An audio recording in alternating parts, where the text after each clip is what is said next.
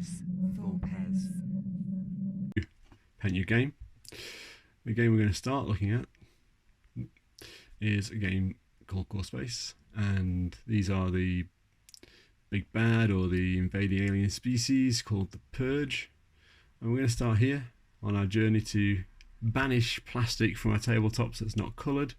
And we're going to start here by painting this guy in a really quick and simple way so that you can start to put some colour on your miniatures. So give me a moment, I'll get some brushes, I'll get some paints, and I'll just talk through what we're going to be going through. So here we start with some very basic equipment. First and foremost, I've got a nice wide brush. This is a Games Workshop dry brush, but you can get any large brush. We're going to be using it to start to add some colour and contrast some whites to our grey primed miniature. I've also then got a couple of cheaper brushes which I will use predominantly for applying base coats and base colours to the miniature. We're going to be doing this really quick and easy, so it's not going to take too long. And then just for a bit more detail, I've got a couple of nicer brushes, saber brushes from Watercolours, and I'll be using these to just push some of the detail. So they're my brushes, and we always want to start with a primed miniature, so let's just talk about what that means. So as you can see on the bottom, this miniature starts out as a orangey plastic, and that plastic is not really going to take paint particularly well. Like any plastic, it's just going to slide over the surface. So the very first thing we need to do is apply a primer to it. And actually that's kind of a fib. The very first thing we need to do is wash off any mold release agent that might be left. Typically that's a slightly greasy, maybe powdery substance, and you'll know it from when you've been playing with games and you pitch pieces up and the miniatures have got a slightly greasy feel to them. So the first thing to do, get a toothbrush and a bit of soapy water and just give them a rinse off, leave them to dry. Once they're dry, the other thing we're going to do is look to see if there's any mold seams, and we're just going to pull those away with a craft knife, which I will go through at some point, but not for this mini. Once that's done, we've got our mini prepped and ready to go. So the next thing we're going to do is put a primer on it, and in this case I've just put a mid-grey primer, and that's going to be my base coat. So everything is going to come up from the mid-grey primer. I've done this with an airbrush, however you get spray cans from various providers, whether it's Games Workshop, whether it's Vallejo, whether it's Army Painter. They're all great.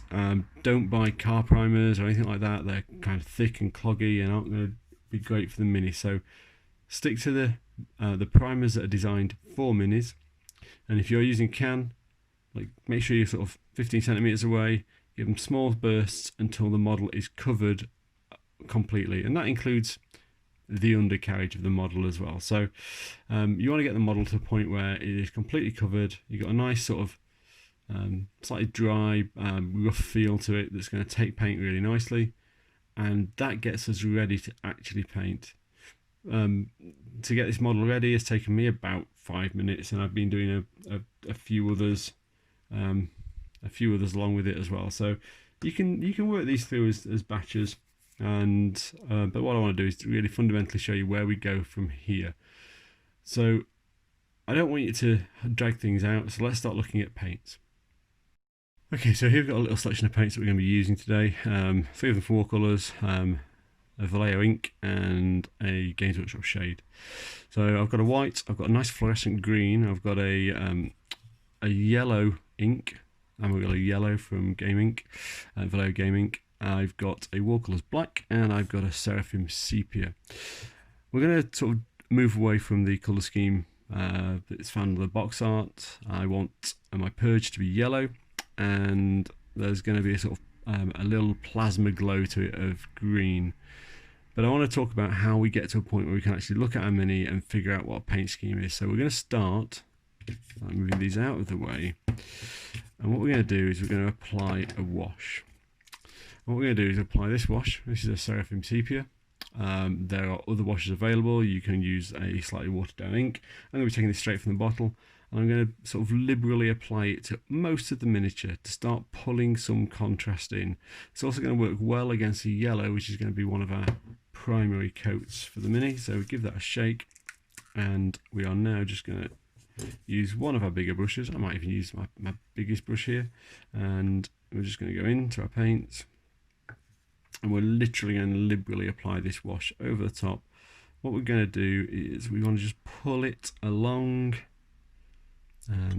If it's pooling heavily, so if you look here, we've got some pooling happening on this breastplate, so we're just going to keep pulling that away. We don't necessarily want that to pool heavily there. And what we're trying to do is just start to put our first bit of sort of heavy contrast onto the Mini. So this is going to be our starting point. That's better. So after this, we can then start to look at bringing the thing to life with a highlight. So this might seem a bit backwards, starting with a highlight, but we're going to use an ink to put colour on this, and the ink has a huge advantage of being pretty transparent but fairly highly pigmented. So what we get with the ink is we get to see a lot of this dark and light shadow that we'll be putting on the Mini coming through, and it'll start to give us almost natural transition on the Mini itself from dark to light. And so what we'll get is a Mini that looks very 3D, and I'll show you in a minute some Minis that they're pre-painted, and I don't want to be too critical, but they look quite plasticky and quite 2D to say the Minis are 3D, and that's partly to do with the fact that the colours are applied flat. So what we're doing here, first things first, is we're applying some what will be our shadow in the miniature. So we're especially focusing on anything that's got recesses. You'll also note, and it's not that important for us here, that the other thing that this Seraphim Sepia shade is doing, because it's a very sort of it's sepia colour, so it's a sort of yellowy brown. The other thing it's doing is colour shifting our primer. So it's moving our primer away from that just pure grey and starting to push it towards a yellowy brown, which, interestingly enough, will go quite nicely with the yellow ink that we've selected, or I've selected, as my primary colour for most of this guy's armour. So just make sure this is pooling. I'm just going to pull it away a little bit. Okay, and that's pretty much the model covered. So I'm just going to quickly just have a quick scan of the model. At this stage, it's not critical because we're going to be doing a little bit more paintwork to it. Okay, so just come over here. Fabulous. If you can't see a little bit of tissue there, just so that I can rinse my brush off. And so what we've got now, get into focus, is a Mini that you can start to see the shadows. And actually, for some people, that might be enough on a game table, but we want to just push it a little further. We can rotate it around and we can start to see some of those shadows and creases. Now, while that's drying, because we want it to dry completely, I just want to show you these. So these are some pre-painted Minis, and this is what I mean by a 2D effect. So let's look at this guy with his axe. So these are some pre-painted Minis, and what you've got here is pretty much no contrasting, no shading. It's just a flat colour, blues and browns, and you've got very little depth and very little contrast happening there. So it actually starts to drop the 3D of the model into a more 2D mold. So what we're trying to do is avoid that.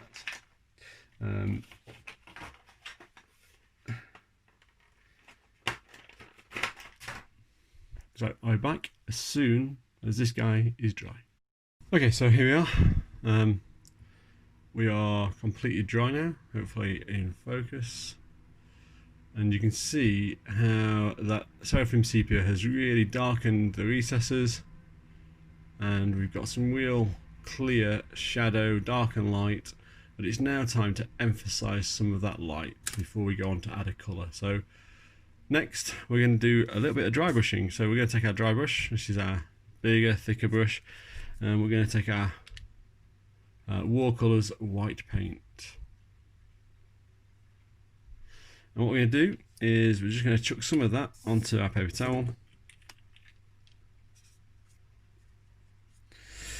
And we're going to get that worked into the brush. We're going to still stick to the bristles. Don't want to get it up into the top end of the brush. Just make that a good habit. And we're going to work off as much of that as we can. And what we're going to do, I'm just doing here, is just checking to see. Okay, so Just that was a quick check to see how much paint came off. There's not a lot coming off, like on my knuckles, so that's a good place to be. We're going to dry brush, but we're going to do it directionally. We're going to come down the model, only down the model, and we're going to try and get some highlights on shoulders and arms. So we're just going to come down the model like this. We're going to work our way all the way around the model. And what we're trying to achieve is get some real highlights going on this model. And it'll look a bit sharp contrast by the end of this stage. And that's fine, because we're going to then work in and work it through with our yellow ink. So, here we go.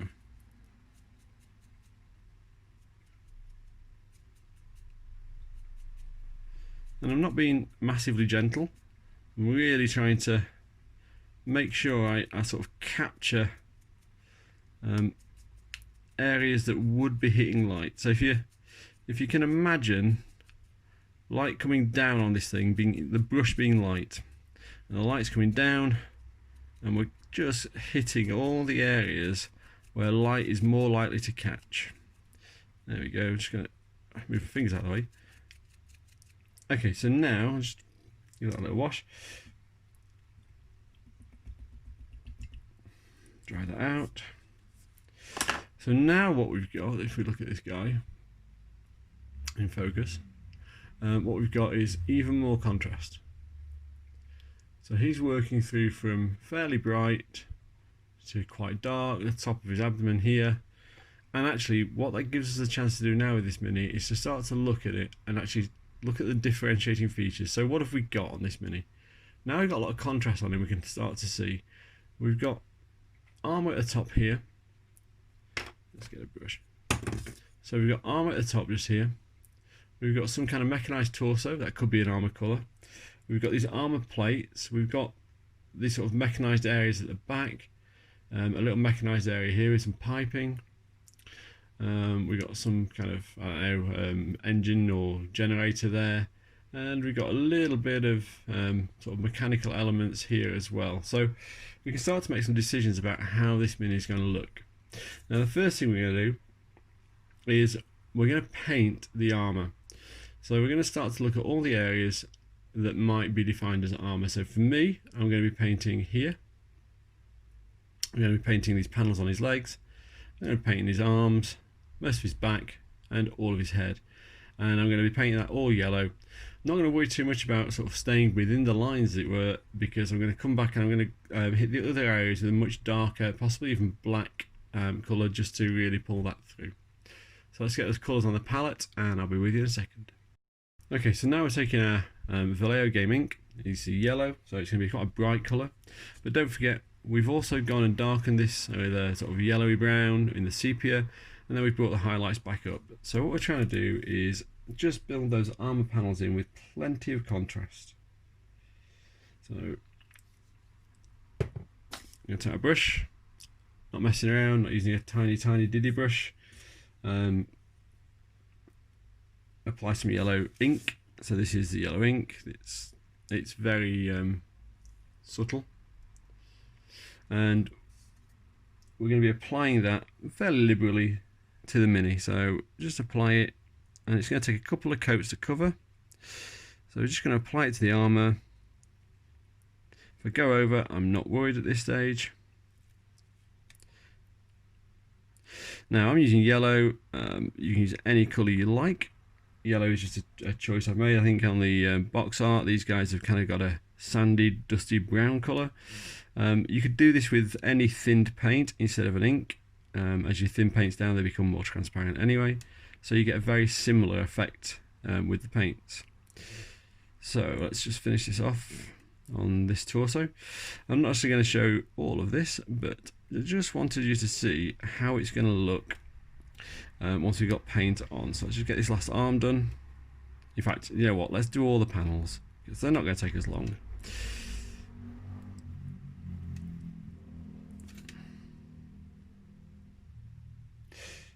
Just head back for a little bit more ink.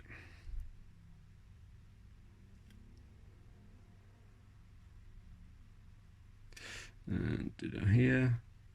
So down here we've got because these were way off and we're never going to be hit heavily by the dry brush.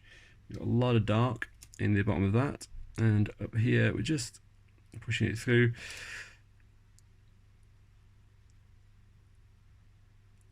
And of course the head needs to be done as well.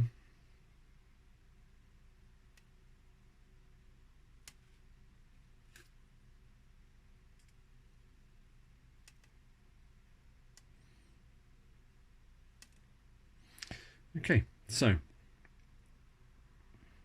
that's one coat, and as you can see, we've now applied one coat to this guy. He's definitely turning yellow, but what you've also got is that yellow down here where we've got a lot of the sepia still remaining. It stayed fairly dark. On the back of the guy we've got some nice gradient of colour, so he's actually looking, and we talked about that flat 2D effect that a lot of minis might end up with because you just apply a paint and no real contrast or depth to it.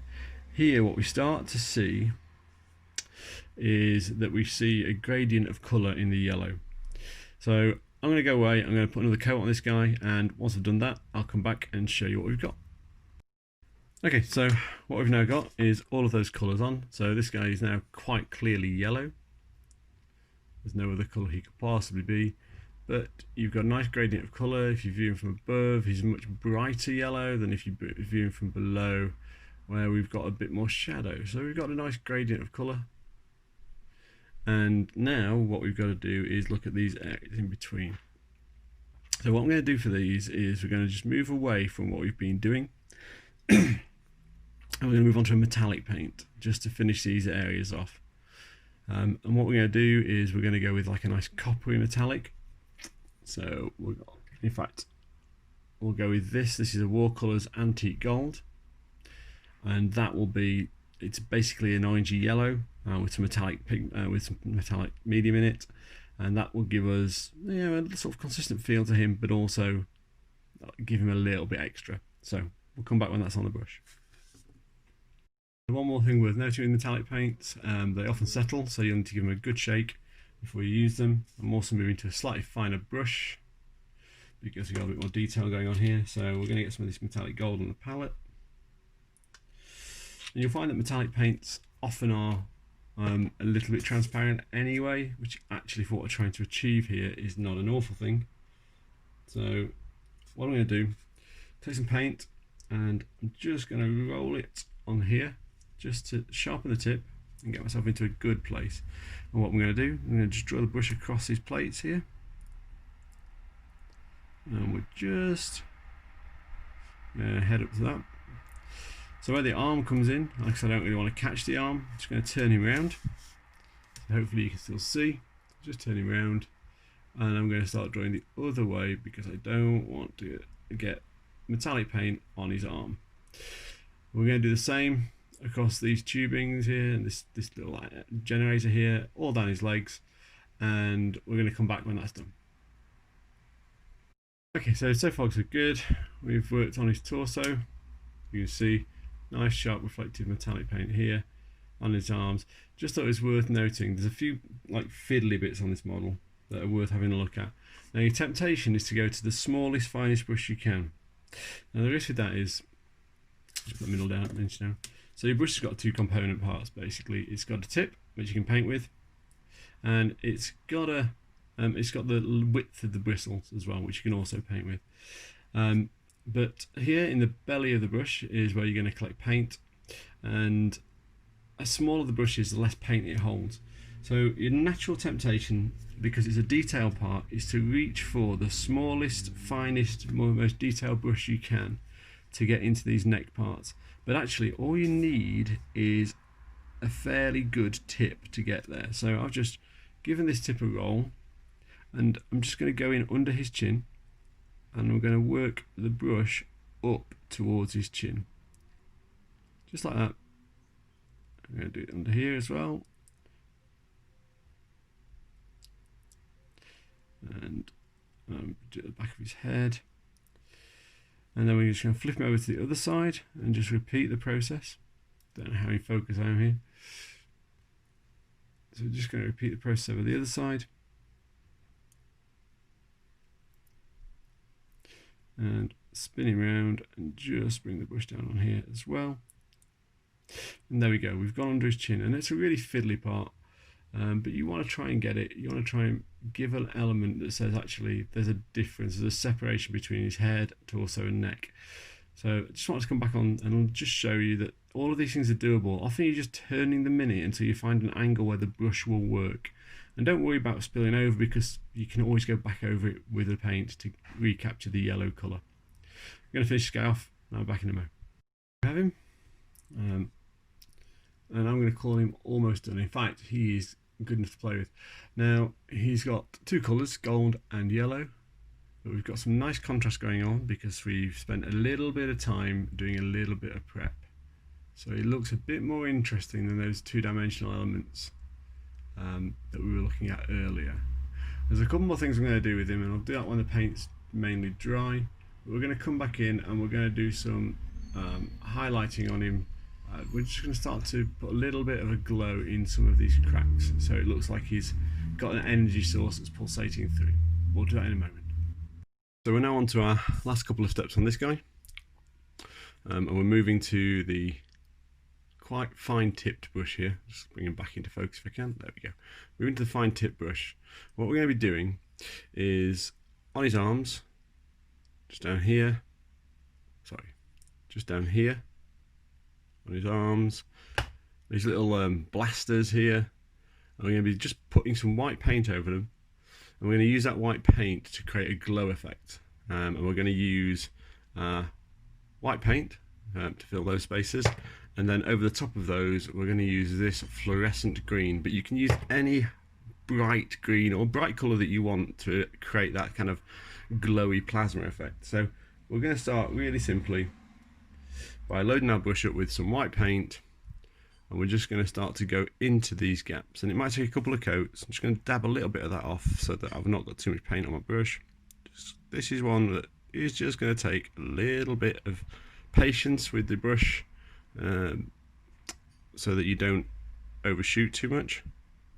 But overshooting is not the worst thing, because a little bit of overshoot is going to work for the glow.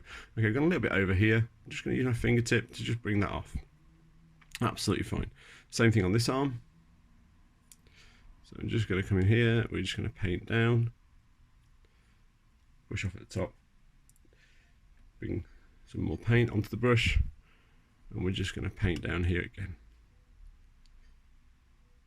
And what we're doing is we're filling that space, that void, with white paint. We'll probably need to go over it a couple of times.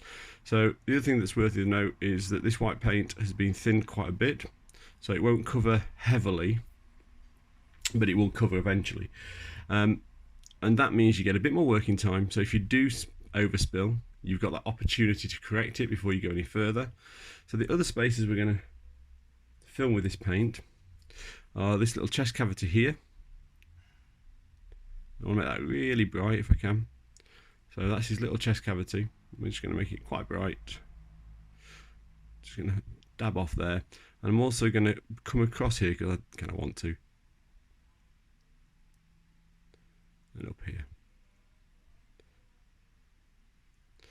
Okay, so we've got a lot of white paint going on. And we're also going to do his eye while we're at it. This little eye lens just here. So we're just going to come in and add white to his eye. So we're going to start to build up, and we're also going to put some white in his blaster ends. I'll come back in a moment when I've gone over those a few times. You don't need to watch me do that paint again and again and again, so I'll go over that a few times. We'll come back and we'll have a look at what the finished effect looks like. So as you can see, we've now put some white paint in his arm pouches, following his arm down just here. Also done it across his chest, getting the light, also done it across his chest and in the other arm cavity as well. So he's almost ready. His eye's done as well. And what we're going to do is, over the top of those colours, we're going to take this fluorescent green and we're going to slowly build it up. We're going to water this down. It's going to be thin. We're going to water it down, and we're going to start by just following those lines, and then we're going to gradually spill over. So we're going to have a real point of brightness when it goes over the white paint. And then as that spreads across the rest of the area around the white patches, it's going to look more like it's a fading glow. So it's going to brighten that center point and fade out to the edges. So that's how we're going to finish that off. Once that's done, we're going to put a little bit of base in on it, and we're going to call the miniature done. Okay, so our paint is dried, and it's now time to create a nice glowing effect. So we're going to go into our fluorescent green, which is really just a bright green, quite transparent though, and we're going to start to apply it. So I'm going to start in these little pockets here, and we'll see how, you'll hopefully see how that goes on. So you can see that it is starting to colour shift. Okay, and we're going to do the same in this one.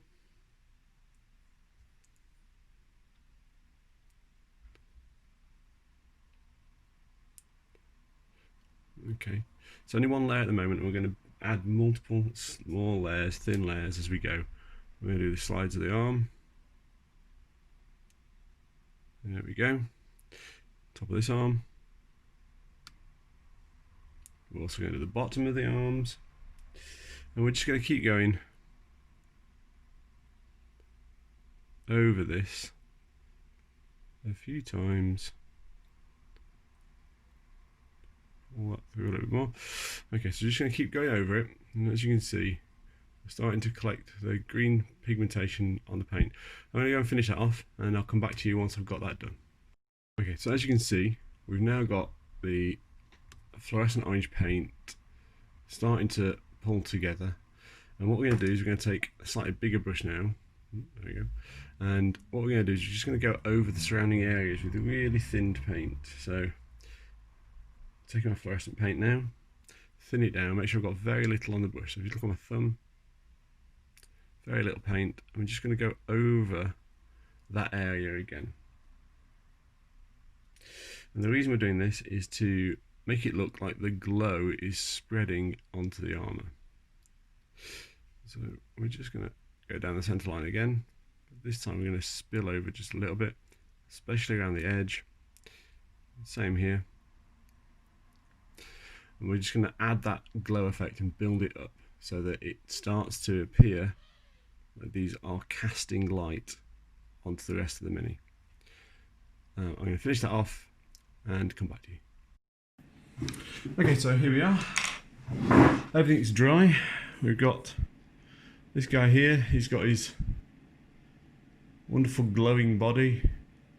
And in the intervening period, what I've just done with the base is just basically go back around the base with some black paint just to separate the mini from the base, because during the painting process you will have spilled paint on the mini, on the base, so it just gives you that opportunity to just go over it and have a look and just tidy that whole thing up. So actually, you might well be perfectly happy to just leave it there, and that's fine. However, I'm just going to take it a little bit further, and I'm just going to add a bit of texture to the base. And to do that, I've got myself, you probably can't see it here because it's kind of white on white. I've got some PVA glue, just a little bit. I've got a fairly thick brush, and I'm going to go and hit the base with PVA glue all around. And then I'm going to add just some, this is fine iron ore ballast from Woodland Singing, I think.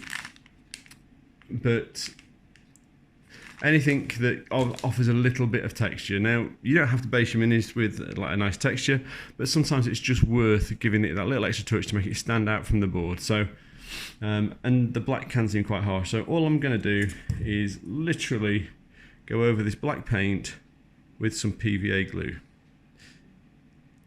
It's not clever. It's not particularly challenging. Just into those spaces. And then all we're going to do is pour some of our texture onto it, some of our iron ore ballast. And that's going to come and just offer a little bit of additional interest on the base. Okay, that's enough. And then I've got a little piece of A4 paper here, so I can capture some of this and pour it back into the bag. But to keep things really simple with this, all I'm going to do is I'm going to take, you can see, I'm going to take it and I'm just going to pour it on. I'm not going to be particularly gentle. I'm going to pour it on that side, and I'm going to pour it on that side. I'm just going to, so what we've got now is, as you can see, on the base is quite a lot of our iron ore ballast. So all I'm going to do with my finger is just press it into the PVA,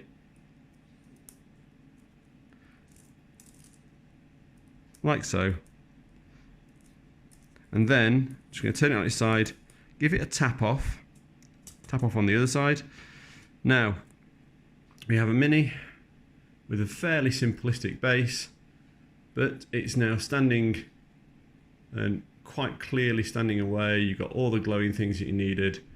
Everything's right. So all I want to say is, my friend who provided me these miniatures, he told me I got the colour scheme wrong, and you know, either way that's fine. I just wanted to do something that I wanted to do colour-wise. But actually, if you are preparing these minis, this particular guy should be, most of his armour, these areas here, and then his legs should be red, according to the rule book. This is black instead of gold as I've done it, and the head is white. If I was doing that, still use exactly the same principles, probably still use the orange, the bright yellowy green for the glows.